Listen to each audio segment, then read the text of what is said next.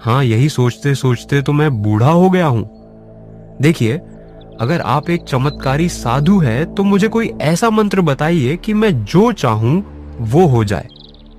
सुखिया की बात सुनकर साधु ने अचानक अपना हाथ घुमाना शुरू कर दिया और तभी रंग बिरंगी किरणों के साथ एक सुंदर पक्षी प्रकट हो गया। उस पक्षी को देखकर सुखिया हैरानी से अपना आंख फाड़ता हुआ साधु की ओर देखता हुआ बोला, अरे ये तो बहुत ही सुंदर पक्षी है। ऐसा पक्षी तो मैंने कभी नहीं देखा। यह कोई मामूली पक्षी नहीं है, बल्कि एक जादुई पक्षी है। यह तेरी 3 इच्छाएं पूरी करेगा।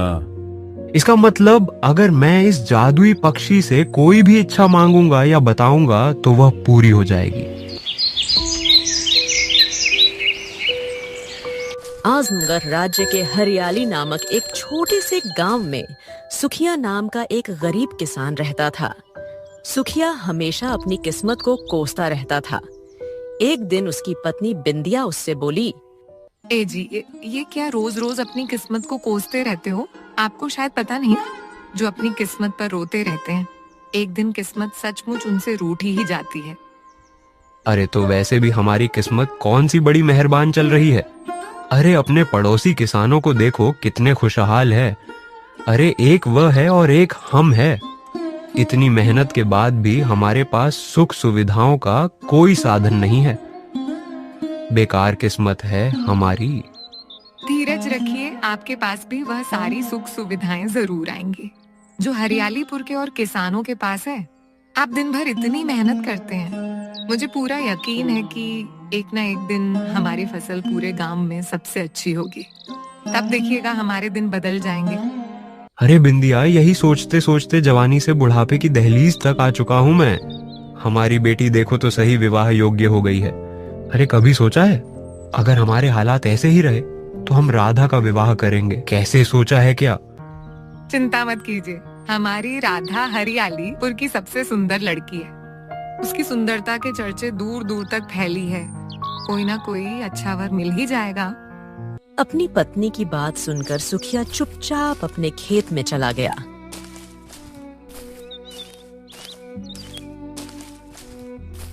और कड़ी धूप में हल चलाने लगा। हल चलाकर थोड़ा आराम करने के लिए वह पेड़ के नीचे बैठा ही था कि तभी हरियाली परपुर गांव का जमींदार वहां आ पहुंचा और मुस्कुराते हुए उसने सुखिया की ओर देखा और बोला, कैसे हो सुखिया? लगता है काफी मेहनत की जो थक गए हो। अरे जमींदार, तुम आज मेरे खेत की ओर कैसे निकल आए? तुमसे एक बहुत ही जरूरी काम था सुखिया। कैसा काम? सुखिया देखो, तुम्हारी एक सुंदर बेटी है और मेरा भी एक सुंदर बेटा है। मैं चाहता हूँ कि तुम अपनी बेटी का विवाह मेरे बेटे से कर दो। सुखिया अविश्वास भरी नजरों से जमींदार की ओर देखकर बोला, अरे ये क्या? अरे जमींदार, मेरे तो भाग्य खुल गए मेरे लिए। इससे बड़ी सौभाग्य की बात और क्या होगी। अरे अरे, मेरी बिटिया हरियालीपुर के जमींदार के घर की बहू बने, यह तो बहुत अच्छी बात है। लेकिन मुझे दहेज में तुम्हारी ये सारी खेती चाहिए। यह सुनकर सुखिया बुरी तरह से चौंक पड़ा। अरे जमींदार, अगर मैं यह सारी खेती दहेज में दे दूंगा तो फिर मैं क्या करूंगा? वह सब मुझे नहीं पता। अगर तुम अपनी बेटी को मेरी हवेली की बहू बनाना चाहते हो तो तुम्हें कुछ तो कुर्बानी देनी पड़ेगी। इतना कहकर जमींदार वहां से चला गया।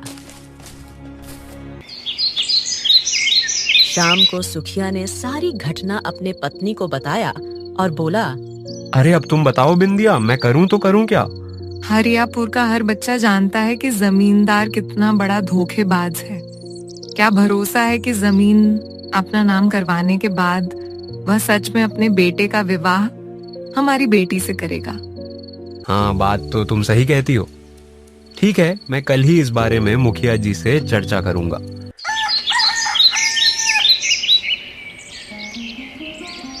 अगले दिन सुखिया मुखिया के घर चला गया और सारी घटना बताते हुए बोला, हाँ, अब तुम ही बताओ मुखिया जी, क्या मुझे जमींदार की बात पर भरोसा करना चाहिए या फिर नहीं? देखो सुखिया, तुम जमींदार को नहीं जानते आजकल उसने लोगों को ठगने का एक नया तरीका ढूंढ निकाला है। क्या मतलब जमींदार? तुमसे पहले भी गांव के 3-4 परिवारों से उनकी बेटियों को बहू बनाने का वादा कर चुका है और उन सब से उनकी जमीनें अपने नाम करवा चुका है। मुझे लगता है जमींदार की नजर अब तुम्हारी जमीन पर है। जहां तक मैं उसे जानता हूं, उसकी नजर बहुत ही बुरी है। अगर उसकी नजर तुम्हारी जमीन पर पड़ चुकी है तो तुम्हें सावधान रहना चाहिए। मुखिया की बात सुनकर उदास किया अपने खेत पर लौट गया और एक घनी वृक्ष के नीचे बैठकर उदासी भरे स्वर में बोला, बस मेरे पास ऐसा कोई जादू मंत्र होता कि मैं जो चाहता वो हो जाता। तभी सुखिया के कानों में एक साधु की आवाज गूंजने लगी। मूर्ख व्यक्ति इंसान जो चाहता है वह कभी नहीं होता है। ईश्वर जो चाहता है वही होता है। सुखिया ने मुड़कर देखा तो पीछे एक रहस्यमय साधु खड़ा था जो उसे ध्यान से देख रहा था। कौन है आप? आप तो मेरे गांव से नहीं लगते। तुमने सही पहचाना। एक साधु का कोई गांव नहीं होता। साधु तो एक यात्री होता है। जहां रात गुजारने को ठहर जाए वहीं उसका गांव होता है। हाँ, बातों से आप बहुत पहुंचे हुए साधु लगते हैं।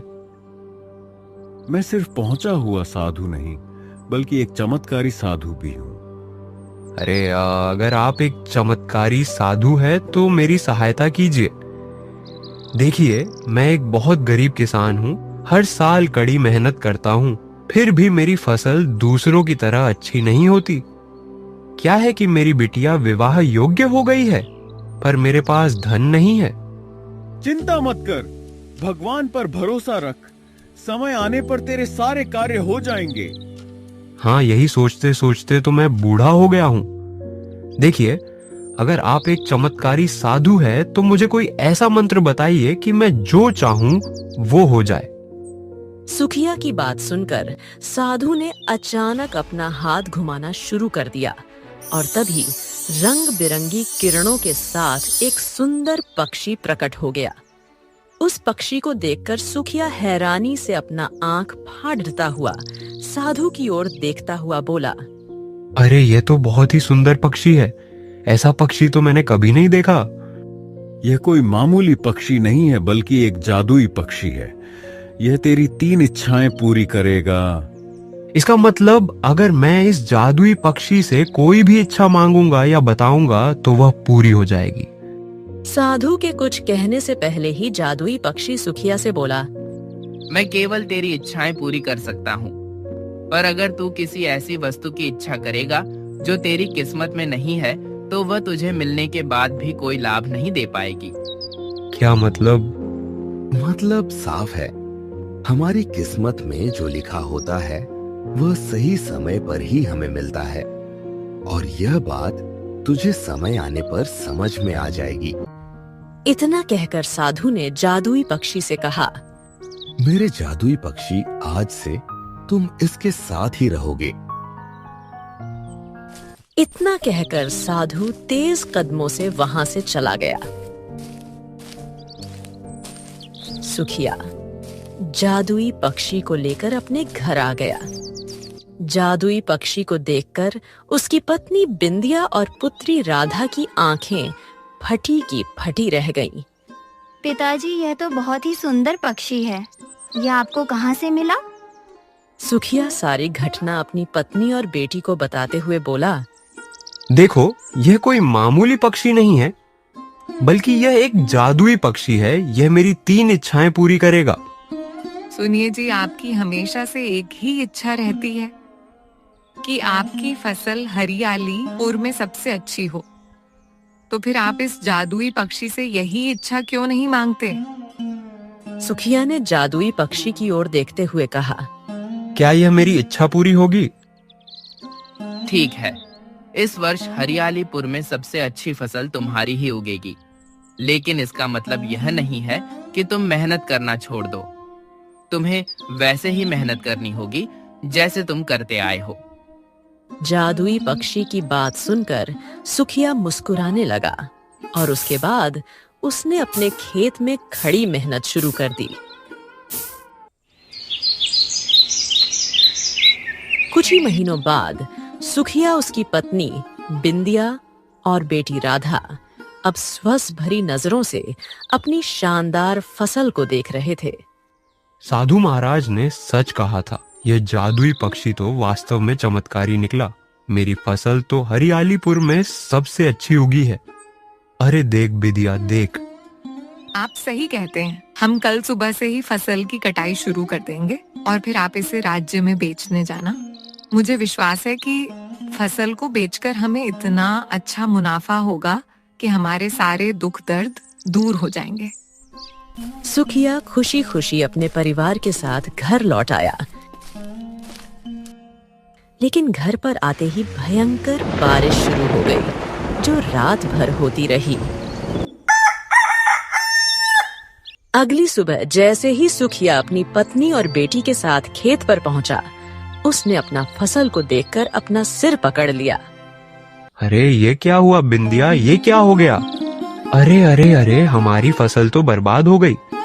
हालांकि बारिश रात भर हुई थी फिर भी, और किसानों की फसल क्यों बर्बाद नहीं हुई? अरे ये क्या हो गया? तभी गांव का मुखिया वहां पहुंचा और दुख भरे स्वर में बोला, अरे सुखिया, मुझे तुम्हारी खराब फसल देखकर बड़ा ही दुख हुआ। क्या तुम जानते हो कि कल रात ओले गिरे थे, लेकिन आश्चर्य की बात यह है कि ओले किसी और किसान के खेत में नहीं, केवल तुम्हारे खेत में ही गिरे। शायद तुम्हारी किस्मत में अच्छी फसल नहीं थी। इतना कहकर मुखिया वहां से चला गया।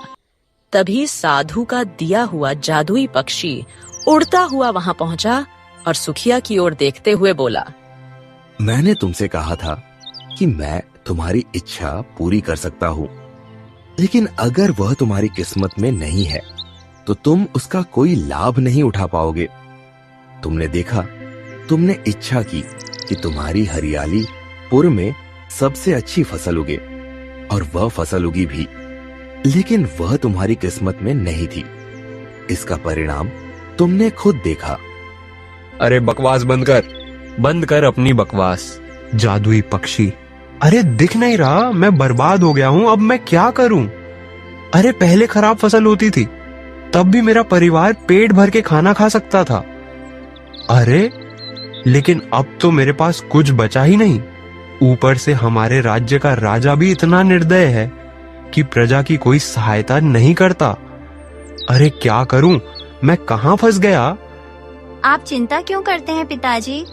अभी आपकी 2 इच्छाएं बाकी हैं। सुखिया ने फिर से जादुई पक्षी की ओर देखते हुए कहा, मेरी अगली इच्छा यह है कि मैं महाराज से सहायता मांगने जाऊं और महाराज मुझे 25,000 स्वर्ण मुद्राएं दान दे। स्वर्ण मुद्राओं से मैं अपनी खेती का नुकसान भी पूरा कर सकता हूं और अपनी पुत्री का विवाह भी धूमधाम से कर सकता हूं। ठीक है, तुम्हारी यह इच्छा भी पूरी होगी।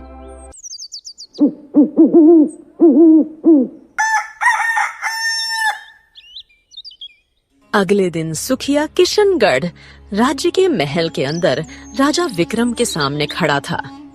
कौन हो तुम? यहाँ क्या करने आए हो? मेरा नाम सुखिया है महाराज। मेरी फसल बर्बाद हो गई है और मैं पूरी तरह से बर्बाद हो गया हूँ। बताओ तुम क्या चाहते हो? महाराज, मेरी एक पुत्री भी है, वह विवाह योग्य हो गई है और मैं चाहता हूँ कि आप मुझे 50,000 स्वर्ण मुद्राएं दान दें, ताकि कि मैं अपनी खेती का नुकसान पूरा कर सकूं और अपनी बेटी का विवाह धूमधाम से कर सकूं। राजा विक्रम अपने मंत्री से बोला, मंत्री जी, वैसे तो मैं प्रजा की मदद नहीं करता, लेकिन न जाने क्यों इस व्यक्ति को देखकर मुझे बहुत दुख हो रहा है। अब ठीक है, इसे जल्दी से स्वर्ण मुद्राएं देकर विदा करो। इसे देखकर मुझे बहुत दुख हो रहा है। कहीं ऐसा ना हो कि मैं रोने लग जाऊं। जल्दी दे दो इसे। मंत्री ने स्वर्ण मुद्राएं देकर सुखिया को महल से विदा कर दिया। सुखिया खुशी खुशी अपने घर की ओर चल पड़ा, लेकिन आधे रास्ते में उसे थकान महसूस होने लगी। हाँ, चलते चलते मेरे तो पैर ही दुखने लगे। चलो एक वृक्ष के नीचे थोड़ा आराम कर लो, फिर आगे चलता हूँ। सुखिया एक वृक्ष के नीचे आराम करने के लिए बैठा ही था कि अचानक एक खतरनाक दिखने वाला व्यक्ति वहां आ धमका और हथियार निकालकर उसे घूरने लगा। तुम कौन हो भाई? अरे मूर्ख आदमी, क्या तुझे नहीं पता कि तू जिस जंगल में आराम कर रहा है वह जंगल डाकू मानसिंह का इलाका है और मैं ही हूँ डाकू। मानसिंह, चल तेरे पास जो कुछ भी है मुझे दे दे, नहीं तो मरने के लिए तैयार हो जा। यह सुनकर सुखिया बुरी तरह से घबरा गया। देखो देखो, मैं बहुत ही गरीब आदमी हूँ, मुझे छोड़ दो, मेरे पास कुछ नहीं है। बहुत गरीब आदमी हूँ, बहुत पीड़ा से गुजर रहा हूँ। अरे मूर्ख समझता है क्या? तेरी पोटली के कपड़े को मैं अच्छी तरह पहचानता हूँ। ये कपड़ा राजमहल में ही इस्तेमाल होता है। इसका मतलब है कि तू राजमहल से आ रहा है और इस पोटली में जरूर स्वर्ण मुद्राएं हैं।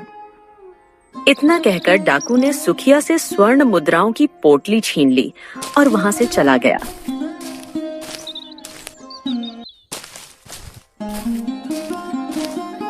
सुखिया रोते हुए अपने घर पहुंचा और सारी घटना बताते हुए अपनी पत्नी से कहा, अरे मैं तो बर्बाद हो गया, लुट गया।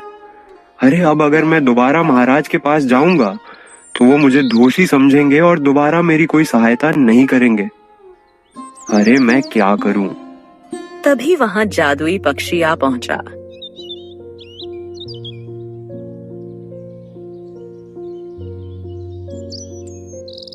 अब तुम्हारी केवल आखिरी इच्छा ही बची है। जादुई पक्षी की बात सुनकर सुखिया गहरी सोच में डूबते हुए बोला, अरे अब मैं अपने लिए कुछ भी नहीं मांगूंगा। सुनो, मैं चाहता हूँ कि जमींदार मुझसे दान दहेज के बिना अपने पुत्र का विवाह मेरी बेटी से संपन्न करा दे।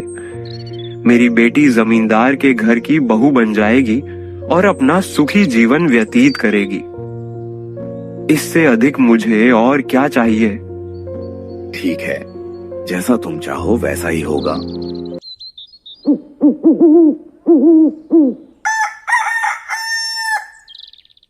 अगले दिन जमींदार सुखिया के घर आकर बोला, सुखिया, उस दिन मैंने तुमसे दहेज की जो बात की थी वह मैं वापस लेता हूं। पता नहीं क्यों उस बात पर मुझे आत्मग्लानि महसूस हो रही है। मैं तुम्हारी पुत्री राधा का विवाह अपने पुत्र के साथ करना चाहता हूं। और हां, मैं तुमसे कोई दहेज भी नहीं लूंगा। यह सुनकर सुखिया खुश हो गया। अगले दिन सुखिया की पुत्री राधा का विवाह जमींदार के बेटे के साथ संपन्न हो गया। सुखिया खुश होता हुआ अपनी पत्नी बिंदिया से बोला, हाँ, कम से कम एक इच्छा तो पूरी हुई। क्यों बिंदिया, चलो अच्छा लग रहा है। अब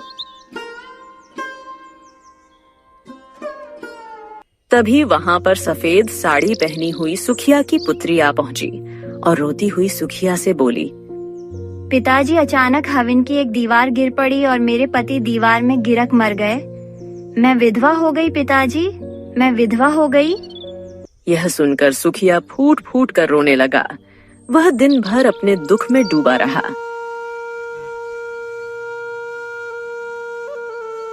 शाम को वह अपने खेत में एक पेड़ के नीचे उदासी से बैठ गया। तभी वहां वह जादुई पक्षी आ पहुंचा।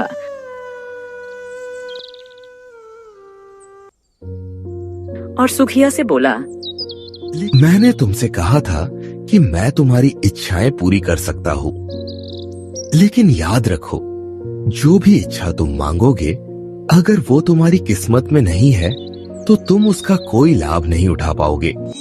अचानक वहां वही साधु आ गया और रहस्यमय अंदाज में सुखिया से बोला, जब पहली बार जादुई पक्षी ने तुमसे बात की थी तब शायद तुम इस बात को नहीं समझे थे, लेकिन मुझे लगता है अब तुम समझ गए हो। अरे साधु महाराज, तो क्या मेरी किस्मत हमेशा ऐसी ही रहेगी क्या? नहीं, मेरी एक बात हमेशा याद रखना, किस्मत उन्हीं की बदलती है जो अपने कर्म को ईमानदारी से करते हैं। वह फल की इच्छा नहीं रखते और ऊपर वाले पर भरोसा करते हैं और सही समय का इंतजार करते हैं। इतना बोलकर साधु अपने जादुई पक्षी के साथ वहां से चला गया। सुखिया चुपचाप अपने घर आ गया। अगली सुबह सुखिया जैसे ही सोकर उठा, तभी दरवाजे की कुंडी पर किसी ने खटखटाया। सुखिया ने जैसे ही दरवाजा खोला तो सामने एक सुंदर राजकुमार खड़ा था। सुखिया राजकुमार को देखकर चौंक पड़ा।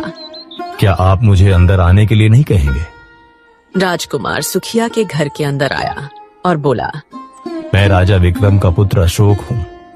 कुछ दिनों पहले मैं प्रजा का हालचाल लेने के लिए निकला था, तभी मेरी नजर आपकी पुत्र पर पड़ी। मुझे पहली नजर में उससे प्रेम हो गया, मगर महल जाने के बाद मैं आपके गांव का नाम भूल गया। तब से मैं इस गांव का नाम लगातार याद कर रहा था, जहां मैंने आपकी सुंदर कन्या को देखा था। परंतु आज रात मुझे अचानक याद आ गया और मैं यहां तक आ पहुंचा। मैं आपकी पुत्री से विवाह करना चाहता हूं। लेकिन राजकुमार, मेरी पुत्री एक विधवा है। हाँ, मुझे गांव के लोगों ने बताया, परंतु मुझे कोई आपत्ति नहीं है। मैं फिर भी उससे विवाह करना चाहता हूं और मैं उससे विवाह आज ही करूंगा। राजकुमार उसी दिन सुखिया की पुत्री राधा से मंदिर में विवाह करके अपने महल में ले गया। सुखिया को अभी भी विश्वास नहीं हो रहा था कि उसकी पुत्री किशनगढ़ राज्य की रानी बन चुकी है। सुखिया खुशी के मारे पूरी रात नहीं सोया।